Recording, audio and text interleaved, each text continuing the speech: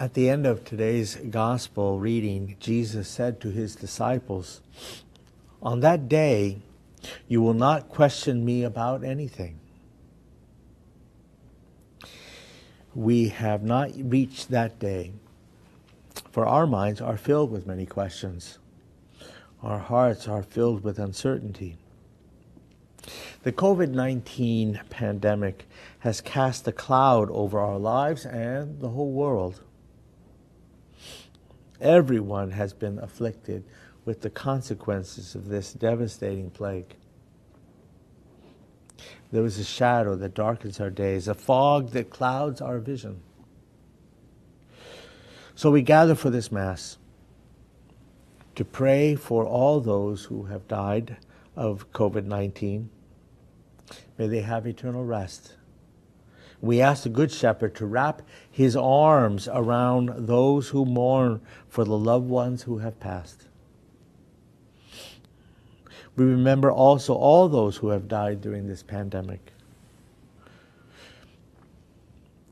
The mourning of their families and friends was even more sorrowful because they could not accompany them in their final moments or extend to them all the rites of burial due to the necessary precautions against the further spread of this confounding disease.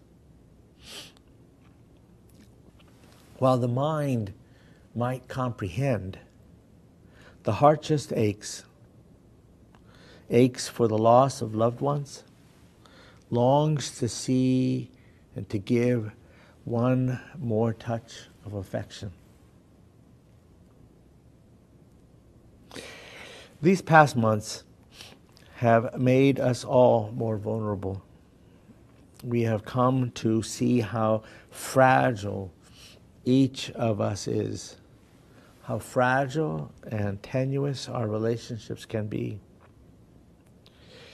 And it is then that we grasp at our relationships more tightly. We want to hold them more nearly and dearly. These sentiments may seem foolish in the face of death's finality, but the Lord assures us, you will grieve, but your grief will become joy. Jesus spoke these words to his disciples on the night before he died. And 3 days later, he fulfilled this promise, coming into their grieving midst with the soothing words, "Peace be with you." Divine mercy overcame human mortality. The grief and sorrow are the tears of love. While death pains and strains this love, it will not overcome love's endurance. The Lord's resurrection promises this to us. His mercy consoles us, and his undying love sustains us, keeps our relationships alive by holding all of our deceased brothers and sisters close to him and keeping us under the shelter of his wings. With faith, we persist in longing for what our dearly departed already know, to taste and see the goodness of the Lord.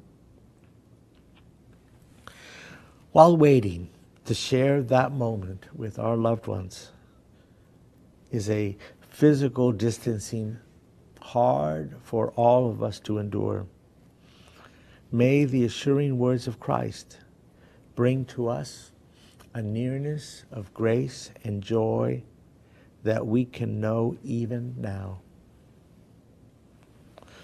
This joy is the fruit of the enduring communion of love which the Lord Jesus holds us together with all our departed loved ones in an eternal embrace. May the Lord's words to the disciples echo in our hearts today. I will see you again, and your hearts will rejoice, and no one will take your joy away from you.